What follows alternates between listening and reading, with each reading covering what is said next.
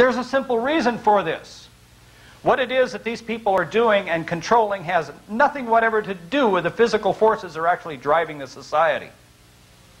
It's not that these people are bad intentioned. They're not. They're good. They have good intentions, the best. They're good people in the wrong place, doing the wrong thing at the wrong time. Serious economic analysis, or serious analysis, I'm going to switch horses now, on economics began in the 1930s. Economics at that time was little more than educated guessing. In fact, a lot of the people, the top economists at the time, didn't even see the 1930s depression coming. Some of them were still telling people to invest in the stock market a few days before it collapsed. Well, at that time, there were two directions that were proposed for the analysis of economics, because once the Depression actually occurred, everybody, there was a tremendous demand immediately that they had to have some way of at least predicting what an economy was going to do, and hopefully, maybe even a way of getting a handle on it so that they could correct it. So some very, very bright minds began working on this. The Technocracy at that time, as it still does, has suggested that the only valid measure of the activity of any social system is the actual movement of physical material through the society. However, the people who operate the society are interested in money and not much else. So they have set up a system whereby they can predict what the society does on the basis of money. There was another really good reason for them doing that too. If you go back and take a look at the data that's available, economic data that is compiled and readily available, what you will find is they've kept a real good record of the money and not very much of a record of a lot of other things. But you can bet they will count the beans with precision. The people who had the money supported the people who were setting up a theoretical structure on the basis of money. Once they did that, they began to make predictions on the basis of their mathematical models as to how the economy was going to perform. And economists are wonderful people for keeping charts. I looked real hard for it before I came down here, but I couldn't find it. The economists actually have a chart as to how their predictions have done over a period of years. They keep charts on all this, so they don't trust themselves either. They know doggone good and well that they're full of hot air a lot of times, better than anybody else, because they're in the business of reading it and seeing what they've been doing. Well, what you see is that in the 1930s, their predictions were really lousy. Over a period of time, their predictions have gotten better and better and better because they've refined their mathematical models. Well, the next thing that has happened, of course, that when these guys are so far off with their predictions, they've been subject to quite a bit of snorting, people laughing at them, so on and so forth.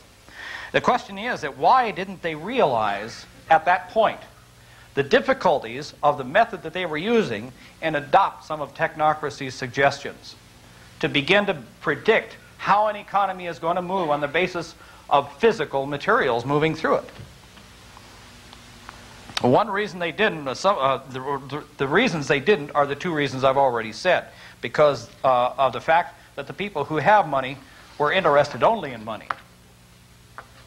And the fact that there's plenty of data readily available.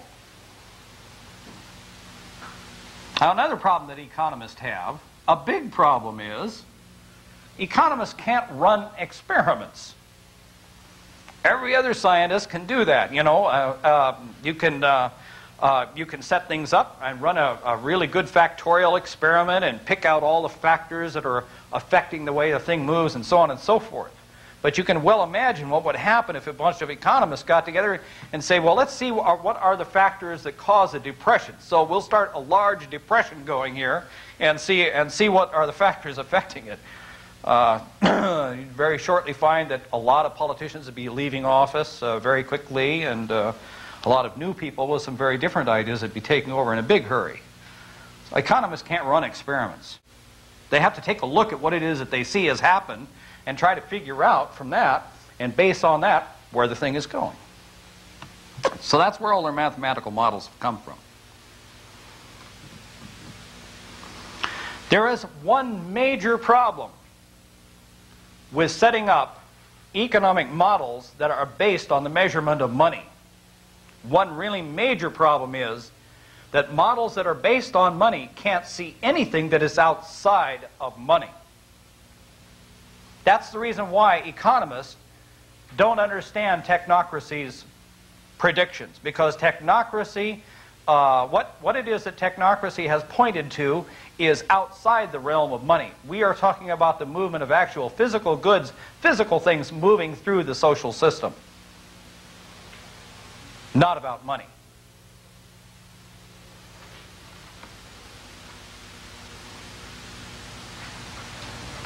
Now, economists themselves know perfectly good and well that economic analysis is blind to a lot of things. They've even come up with words for this. The economists themselves like to call these things externalities. They're external to economics, to economic thought. Some externalities are all the waste that goes on in the system. In other words, the economic degradation. Because nobody makes any money off of it, it doesn't even figure into the calculations at all.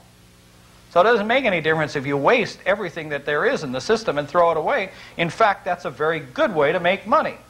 If you can rig whatever product that it is that you want so that the thing degrades so fast that people have to run down and buy another one because the old one's wearing out, you can make a whole lot of money that way.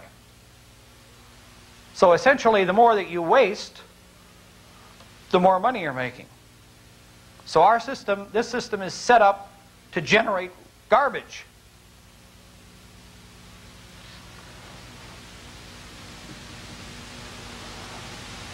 A lot of scientific theories have been condemned when they've first been discussed because the people who are in that field and who make their livelihood couldn't bring themselves to look at new methods and new ideas.